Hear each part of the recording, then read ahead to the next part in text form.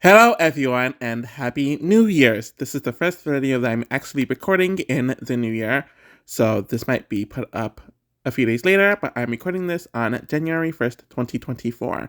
And today I'm going to either fully or start talking about the game player tier rankings for Big Brother 21. This was an interesting season to me because I was expecting a lot more people to be in a lot of the lower tiers, mainly the bottom two tiers, but that really wasn't the case here. I really had a hard time trying to come up with this list, hence why it took me a bit longer to come up with a ranking, and even up until I'm recording this, I could easily switch a few of these people. So let's just get right to it.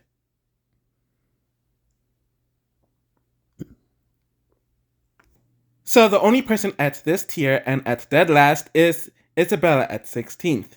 It is crazy that I have her as dead last on this list, and she's the only person on this tier list. But I think I have her lower because unlike the other pre-jurors, she had chance after chance to be in and maintain her better position, but she actively ruined it at every opportunity. Isabella was one of the first women to be approached to join the majority alliance of Grateful, which included the Jax, Nick, Christy, and Holly initially, which then turned into an 8 with Annalise and Tommy.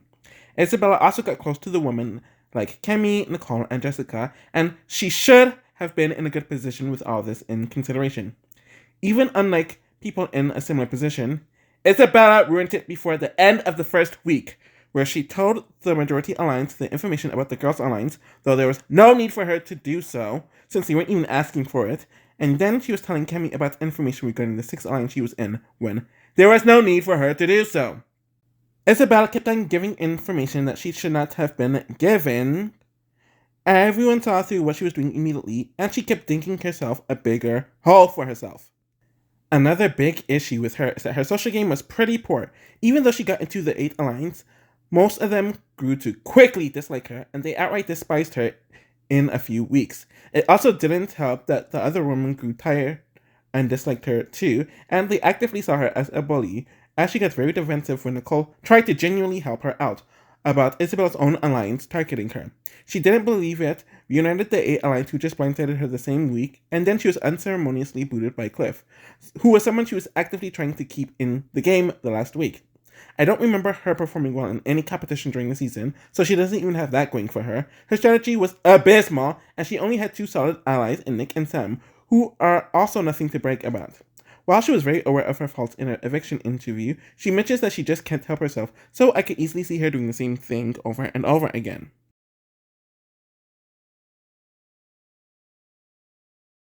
So the first person in this tier at 15th is Ovi. When it comes to him, I'm kind of all over the place, but I also don't have a whole lot to say either. Ovi didn't have many connections in the house, and while he was very nice and always trying to bond with the others, they mainly made fun of him behind his back and gave him no room to feel genuinely included. He was not the main target or a target at all during most of the first week, which is one of the reasons why I might have him higher than most when I'm doing my overall list, and why I thought about putting him higher on this specific list, and his nomination was a rogue choice by Christy, who didn't tell anyone she was going to nominate him, as there was another plan put into place. At the same time, he was a dead man walking as soon as he was nominated.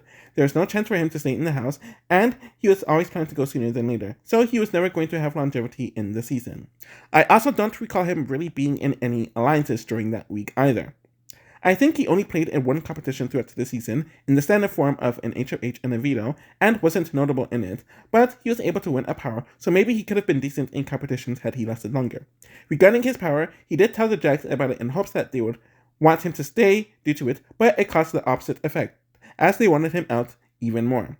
He was setting up some sort of alliance for him to come back in the comeback twist, but I don't know how it would have actually panned out had he returned, especially with how much the dynamics changed in the season.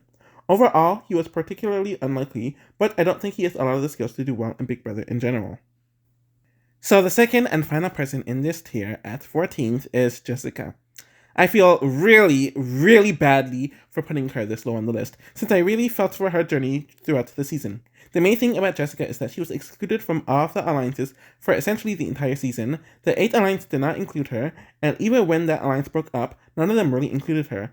There was the 6th alliance that almost took place during the early jury portion that included Nick, Christy, Annalise, Tommy, Nicole, and Cliff, but didn't include her. And then the final four with Holly, Jackson, Nicole, and Cliff didn't include her either. No one really wanted to use her as a number, and she was really already close with some of the women in the house, like Nicole, Isabella for a bit, Kemi, and Catherine, but they all prioritized others over her. It just seemed like she never really fit in socially, and it wore her down more and more as the season went on. For some reason, Jackson tried to brand Jessica as some sort of mental threat to justify getting her out, but she did perform better in them in comparison to the more physical competitions. The two competitions that she did win, which were the HOH and the veto, which she did in a week, involved more mental elements, but she didn't do particularly well in most, if not any, of the other competitions in the season, so I can't say that she's consistently good in competitions. We did see her take out Jag, as she recognized him as the linchpin of the alliance, and she didn't want to waste an HOH, so I do give her props for that. Unfortunately for her, the HOH didn't change her fate in the game or put her in a better position, so her standing in the house remained stagnant, though some of it was her own fault, as she was generally just kinda clueless and wasn't very active with trying to make bonds with a lot of the other house guests. There were moments where she had some good strategic ideas, but she was either sold out, like Isabella mentioning the Girls' Alliance being the main example, abandoned, like Cliff creating a new alliance that did not include her, or she just generally did not know what was going on in the house, as people wouldn't tell her about certain votes, and she was on the outside of the dynamic so much, so she just could not catch up. In general, I could easily see Jessica being an early boot on most seasons, and while she could be carried to the end as a god, I don't even find that to be a likely scenario for her either, since it didn't happen for her here.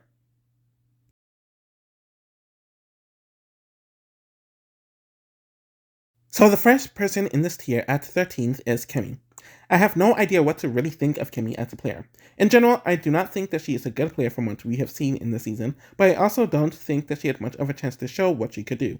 The edit made it look like she didn't speak to Jackson in the first day, though she stated afterwards that she did, so she was banished for little to no reason. The majority alliance was made, and she just cannot get in their good graces whatsoever, and whatever she did was made to be seen suspicious and shady, even though she just did normal Big Brother protocol with talking game to the HOH. There was a huge push to backdoor her in the first week, but she was saved by nothing of her own doing, but by Christy being crazy. So she was going to be the first boot, made it out by luck, and then ended up being the second boot once her enemy Jack won HOH, and Isabella sold her and her allies out for no reason, where she was unceremoniously booted. She had a brief alliance with people like Nicole, Jessica, and Isabella, but it didn't lead to much of anything, and she wasn't really close to anyone else in the house, so her having little ties is also a bad thing. Of course, a lot of the house guests did not like her, and using racial content to justify it, like calling her a thief, throwing microaggressions, making fun of her appearance, and so much more. At the same time, I don't think she would have been good anyways, but she could have been a better player had she had room to breathe. She didn't do well in any competition she was in, wasn't very strategic in a limited time in the house, and struggled socially for obvious reasons. Due to her being kind of unknown, I have her here. At 12th, I have David. There really is not much to say about David, since he is only a contestant for about a day in the house. He volunteered to be a leader during the first twist of the season, but didn't get enough votes, so Jackson ended up winning it and targeted the other three who volunteered for the same role. Though he would admit on the live feeds that he had other motivations, and it involved tropes that involved race, and how black men specifically are negatively stereotyped as. He was banished and then lost a competition, which is why he was put out of the game.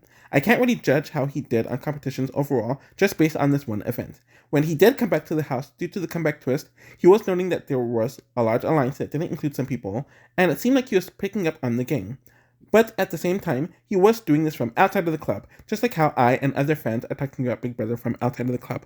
But we did see him get close to Catherine, and he was starting to work on getting on good terms with some other people in the house. In general, David is just relatively unknown with some potential, hence him being here. The final person in this tier at 11th is Sam. He's definitely someone who I don't think is really bad, especially compared to a lot of pre-jurors. Sam was not in the majority alliance that was running the season while in the house, but he was one of the few who was able to get close to a few people from the alliance, like Isabella, Nick, and some of the others as well. This could have made him into the Polly of the season, or even the JC of Big Brother 20, or Enzo of BB22 of those seasons for this season. In fact, they all snuck into the majority alliances that formed in that season. The issue is, he was close to the two people who were on the outs of that alliance and were pissing people off in Isabella and Nick, so he can never fully integrate with that group, and he was targeted right alongside with them as an alternate target. And even during his final week, he was very close to staying, to the point that Julie was freaking out as to what to do during the live show. But when you think about it, Sam was close to staying due to nothing of his own doing, but it was because of the Six Shooters Alliance falling apart, and he didn't even campaign to save himself in that moment. Sam did win the first 2 Velo competitions, so I don't think competitions are his weak suit, and he probably would have won more had he lasted longer in the house, but never used any of those competitions to better his position within the house. I think his big issue in the game is that he's just way too passive and let the gameplay around him take place, while also not being in a good position, but I do think he could do better on a decent amount of seasons.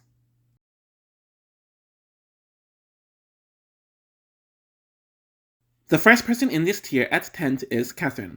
Honestly, it didn't seem like she was really playing the game, but was really playing for camera time instead, for a lot of the season.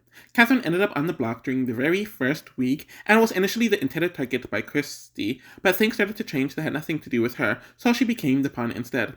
It also says a lot that she was literally sleeping with Jackson, but he didn't bring her into his alliance, which would have gave her a lot of protection throughout the season. She was kind of in this weird position, as while she was not a complete outsider like some of the other women, she was not in the Grateful or the Sixth Shooters Alliance, and really wasn't an ancillary either. It seemed like she tried to kiss up to the majority alliance, but they never really accepted her with the exception of Jackson and Holly, which caused her a bunch of problems and played a part in her downfall. She had this ridiculous idea to volunteer herself as a pawn during Holly's HOH, who wouldn't have nominated her otherwise because she wanted guaranteed TV time. Of course, they didn't include that part in the televised edit, and it was revealed that she knew Holly from before the season started. This heavily contributed to the already faltering Six Alliance, and there was an attempted flip to get her booted in the last minute, and while she did not go home, it didn't put her in a good position either. If I remember correctly, one of her close allies were Jessica, which paid off when the latter won HOH the next few minutes after that blow up, and an alliance was made between them and Cliff and Nicole, but it didn't hold on, and she didn't handle it well either. She kind of remained a passenger throughout the season, and when Tommy, the main person who wanted to keep the status quo together, won HOH, she was done for and she knew it. Despite only winning one competition, which I forgot that she even won before this rewatch, she was better in competitions than I remembered, since she was close to winning several of them, and it was another reason as to why Tommy targeted her. She did admit that she was kind of trying to be a floater, which wasn't a bad idea, and she wasn't horrible at it, but she could have done it a bit better. It did seem like she was learning the game as she went along, despite her desperate attempts at TV time, and with her getting more familiar with the show and game in the years since due to her career or whatever. I could see her doing better on another season, but she's still pretty messy and the game was middling at best here, so this is where she is. At 9th is Jack. I honestly might put him a bit lower once I look over this list, but here he is right now. Jack was immediately able to get himself into a power position as he instantly bonded with Jackson, and they were able to build a 6 alliance with Nick, Isabella, Holly, Christy, which was even more stabilized once Christy won HOH. He was able to build bonds with people like Tommy and Annalise, who ended up joining the 8 alliance, so he was in a good position. The issue is, Jack made it known to everyone that he was in this position, and how he had a huge part in dictating the house. This continued when the camp comeback twist took place, and he told everyone remaining in the game to not speak game with, and to basically ignore everyone who was a part of camp comeback. He would always talk at people and not talk to people, and couldn't even think it like he cared for anyone outside of his alliance. Jack did win a few competitions during the season, and he did well in a decent amount of the ones that he didn't win, and this is something that I forgot about before this rewatch. If Jackson left instead of him during the week that they were nominated together, I could easily see Jack going on a similar comp run that Jackson did in the second half, so he has that going for him. He was definitely messy strategically, since there was really no need to tell the others about what Jackson told him about Holly and Catherine, since it increased the already divided group, and he could not afford to have that 6 divided. He really took a personal approach to his HOH with Kemi, which showed that he could get blinded by personal issues when given power, and really didn't get a grasp on the bigger picture. Because of how Jack carried himself, the need to want to win, and his lack of social and strategic grace, it was not a shock that he became the immediate target to people from the other side, and was nominated whenever they were not in power and the other side was in power. He had a good chance of going home on Cliff's HOH if the latter didn't crumble down to target Isabella, and he was sent home the second time someone not in his alliance, i.e. Jessica, won HOH. At 8th, I have Annalise. She's kind of here because while I don't think she's a good player under any circumstances, and I don't think she has any potential to really be a better player, she isn't as flawed as the people below her. She is very similar to Zakia, who I put her in a very similar placement when I discussed the BB18 cast and their game player tier ranking. She was able to get into the majority alliance, and it was mainly just handed to her, and was able to form tight bonds with many of the people in that group. It was her best case scenario for all of them to stick together, so I get her trying to mediate a lot of the conflict that was building up in the group. At the same time, she was mainly a follower, as she kinda just did whatever Christy and Tommy suggested, not even what Jack suggested much, which worked for a while, but of course that fell apart when her side of the house lost power, and the structure reshuffled. I don't really recall her offering much strategic input, outside of her trying to get herself to stay on the block, since Christy would go home over her, due to the way that twist happened during Tommy's HOH. When it comes to the competitions, I remember her getting close to winning a few, but was never able to pull one out, so I guess that's one big trait that I can give her, is that she isn't destructive, whether to herself or to others. She's the perfect ally, who will do what you want, won't bring any attention to yourselves or herself, and will be able to coast. She was pretty liked amongst a lot of the house guests, and didn't have much drama with anyone, which says a lot with this cast, but she didn't have strong connections with people she wasn't aligned with. In general, she was very clueless as to what was going on in the house. Her main issue is that she was just way too passive as a game player. She's a follower and let a bunch of others dictate the game and her path, and she is seen as someone that is relatively safe and non-threatening, which isn't good for jury chances. During her final week, she was the pawn against Christy, and that remained for most of the week, but she ended up going because Christy took an aggressive approach in a campaign against Nick, and Annalise let things happen. She isn't someone who's going to destroy her game, and she will be someone put in a power alliance almost seasons, where I almost don't see her ever going home early in any season. All the above is why she is placed here. At 7th is Nick. I had a very hard time with where to place him on the list, since he has a decent amount of good, a decent amount of bad as well, just causing him to be all over the place in my opinion, and I just decided to put him on the higher end of this tier. He was able to get close with the Jacks, and with all their connections, they were able to build what would become Grateful. In addition to that, Nick was very close to Sam, which someone made that alliance a group of 9. Unfortunately, he blew this good position with his actions and how much he rubbed people the wrong way, where he ended up pissing off some other underdogs, and his own alliance got annoyed by him by the second week. It also did not help that he was associated with Isabella, who was massively hated and even more disliked than he was. He ignored the warnings that his alliance was getting for him, and he was able to be tricked by his own alliance into not targeting them. Camp Quebec did not help with this at all, and they blindsided him on his own HOH. He was able to win a few clutch competitions, like the HOH where he and his two closest allies were some of the biggest targets entering that week, and he was able to win the veto the week he was nominated beside Sam, or he would have been sent home that week for sure. Knowing when to pull out clutch wins is a good thing. The weird thing about Nick is that he would accidentally find himself in good positions throughout the season, though it was due to nothing of his own doing really. After Isabella and later Sam went home, he was in the middle of the house, especially when the alliance fell apart, and the outcasts were trying to find their way through the house.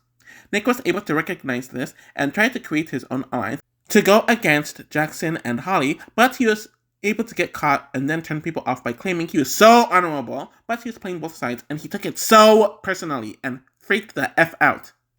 In general, I just think that his personality can cause a lot of people to like him, which we did see in his relationship with Nicole repairing and getting really close to Tommy and Annalise again after being distant for a few weeks, and it causes people to dislike him as well, like his behavior during the first few weeks, especially during his HOH, how he handled himself on Taco Tuesday as well.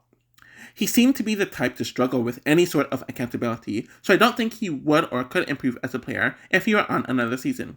He could find himself in some good positions, and I could see him doing better based on how a specific season is set up, or worse for the exact same reason, but it won't be due to him improving on his skill set. At 6th is Cliff. I feel very weirdly about putting Cliff here, and I feel weirdly about him as a player in general. During his first one, he was not notable whatsoever, as I just remembered him talking to himself for the live feeders about his game, and while he was not in the big alliance, he was not one of the immediate targets, so he could have just flown under the radar. At the same time, he did blab too much to the feeders without realizing that people in the house could overhear him, which Christy did, and it did derail his game. It caused his target to move up on that list from the majority alliance, and while he was biding his time, it unfortunately was too late, as he was nominated as a pawn, but ended up going home because the HOH that wanted to keep him in the house annoyed most of the house. Obviously, the fact that he got a second chance was why he bumped down on the list, though you could potentially argue that he was booted partially because they wanted him to come back to keep the others out from returning. So he was able to get the 1 in 4 chance of coming back, where he would have been a forgettable pre-juror otherwise, who would have been a lot lower on this list. Cliff is better at competitions than what I remembered, or many people expected of someone from his archetype. He won the battle back, won the HOH about an hour later, won a veto later on in the season, and held his own in some competitions, though he was a complete flop afterwards in some others.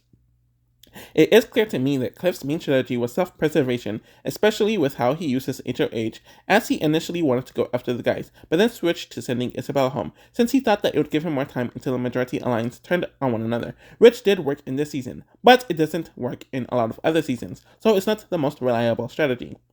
And then after he grouped up with Jackson and Holly, he continuously convinced Nicole to not take a shot, since he knew Jackson would take him to the final 2 over Nicole, but not realizing that with Holly being in the house, Jackson was never taking him to the final 2.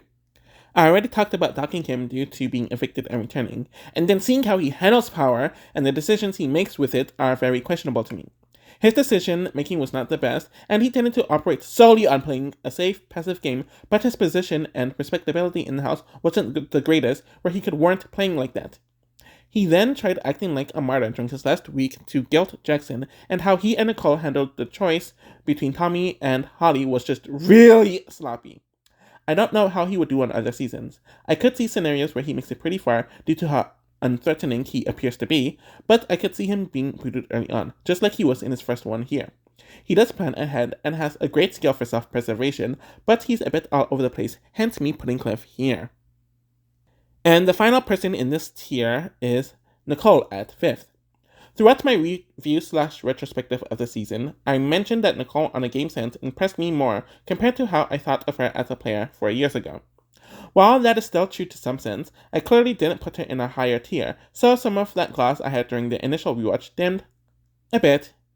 Nicole was not in the majority alliance and was grouped up with many of the women that were not popular in the house, like Kemi, Jessica, and even Isabella, despite the latter being in the majority office, and that group were very easy targets.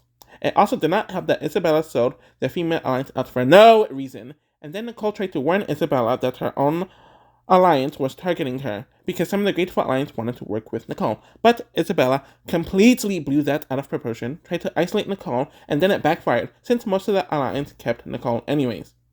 After that, Nicole was very under the radar, and it continued like this for the next 5 to 6 weeks, though I forgot she had some sort of relationship with Jackson from very early on in the season, which would lead to them working together during the last third of the season.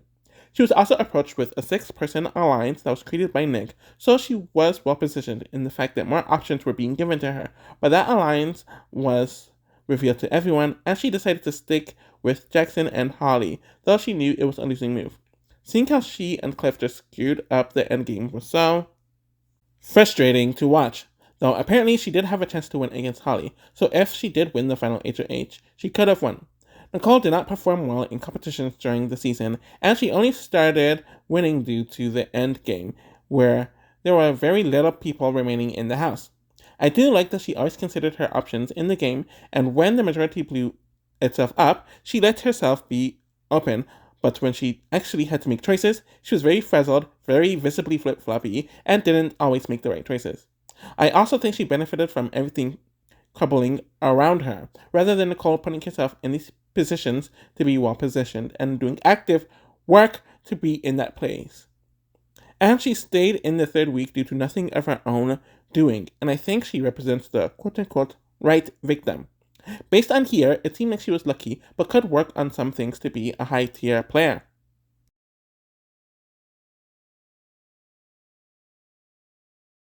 So the first person in this tier at number 4 is Holly.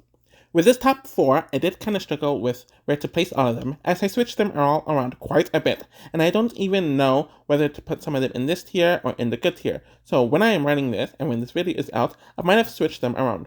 For now, I'm placing Holly at 4th, since I think she played the weakest game here out of all of them, and had the weakest jury chances of them 4. Holly was pulled into what would become the Graceful Alliance, had great relationships with all of them, and was a really good mediator. She was also able to fake it well enough to the people not in her alliance, to the point where she wasn't targeted by anyone, and she was able to escape being nominated for most of the season. Day 44 ended up happening due to Jackson's anger and irrationality, as he let his issues with Christy blow the alliance up, and him revealing that Holly and Catherine knew one another almost backfired on her. Holly shouldn't have nominated Catherine to begin with, so, yeah. But it was Holly mediating everything that kept her HOH reign a success and keeping Catherine in the house. After the jury portion started, she still maintained relationships with most of the house, or the people in that 6 alliance, and did entertain the group coming back together, where it did benefit her, while having Catherine in her back pocket. Unfortunately, this was not a reality, and Jackson pulled her into an alliance with Cliff and Nicole, which did help them out throughout the last third of the season, where their targets were huge. Holly did ruin her relationships with Christine and Annalise about picking a fight about the latter supposedly having something with Jackson, and she let her perception outside of the game, due to Zingbot, affect her the rest of the season, where she was saved and played time after time by Jackson, and her social game weakening. She accepted her fate in going home at the final 5 until Jackson fought really hard for her, and she was convinced by the house to throw the final for HOH, which was not in her best interest. Holly was good at competitions, as she won a few HOHs and performed well in some of the other competitions, though she became way too reliant on them, where herself and Jackson needed to win them, or else they would have been gone from the mid-jury portion onwards, or the early to mid-jury portion onwards. She had a great social game for the first half, or at least in the first 2/3 of the season. I really just think that her toxic relationship with Jackson, worrying about public perception, and just taking a more passive approach to the game caused her to lose the season. I do think she could do well on almost any other season, which is why she's on here, and there were many times where she had to get Jackson together. I think she has the skills to be a higher tier Big Brother player, and she seems like she has some self-reflection skills, which is why she is here. The final person in this tier at 3rd is our winner, Jackson. For a very long time, I actually did have him as first place on the list, and I ended up switching him around last minute.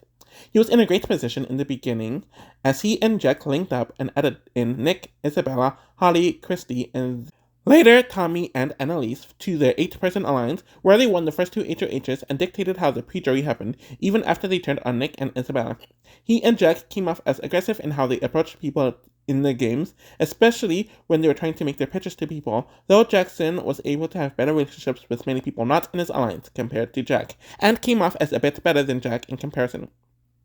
I do primarily blame the collapse on the 6 mainly on him, as he's pushing his campaign against Christy way too much, didn't make any attempts to make amends or to have a faux face, and then ended up sabotaging his own game, as well as Holly and Catherine's, by telling Jack that they knew one another, and he did this in hopes to get Jack closer to him than Christy, which was a dumb move, and it backfired.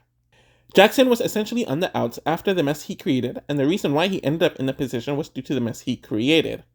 He was nominated the very next week, and he was only spared because Jack was seen as a bigger threat due to his connections in the house and could barely contain himself to fake it with Tommy, when the latter won the next HOH.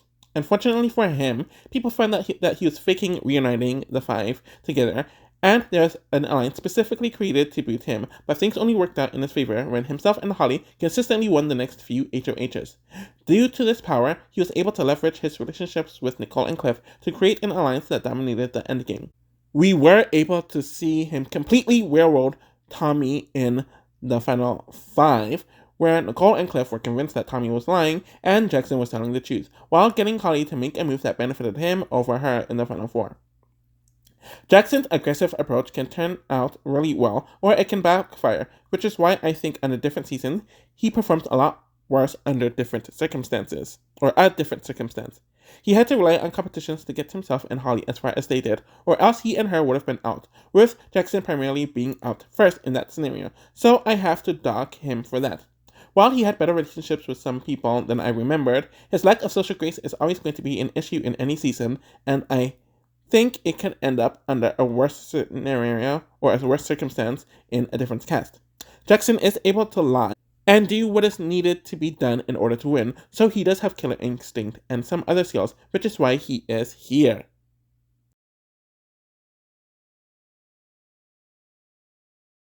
So the first person in this tier at number 2 is Christy.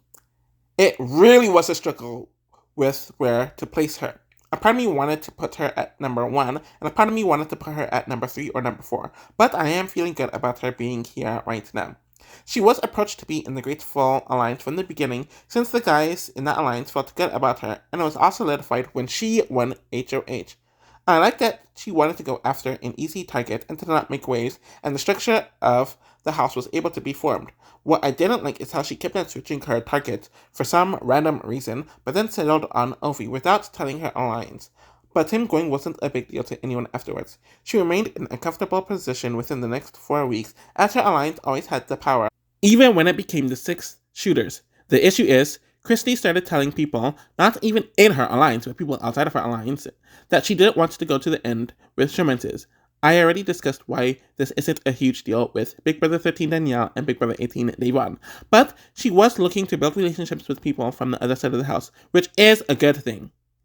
Day 44 blew up the entire alliance, and she definitely had a part to do with that, though her conflict with Jackson was bound to blow up soon, and it wasn't her idea to flip the vote anyways. She built a good relationship with Jessica, which was good for her, and then Tommy wins into H, so it seemed like she and her crew were able to take over the game, especially with them making up with Nick, having Jessica in her corner, or their corner, and working on Cliff and Nicole. But there's definitely a decent chance that she goes home in 10th if she wasn't vetoed by Tommy, but she was only on the block that week due to a stupid twist, so I can overlook that.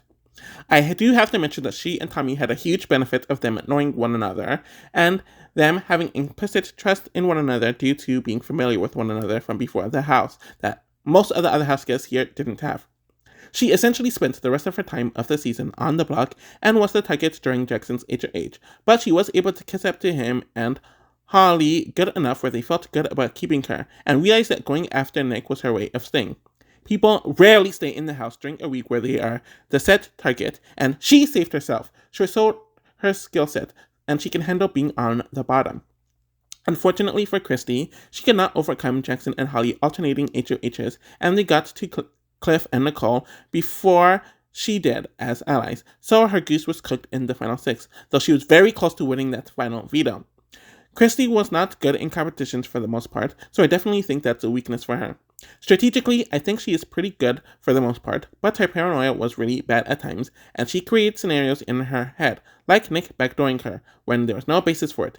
Christy shows the very rare ability of playing well from the bottom and playing well from the top, and for that, I do have to give her a lot of credit.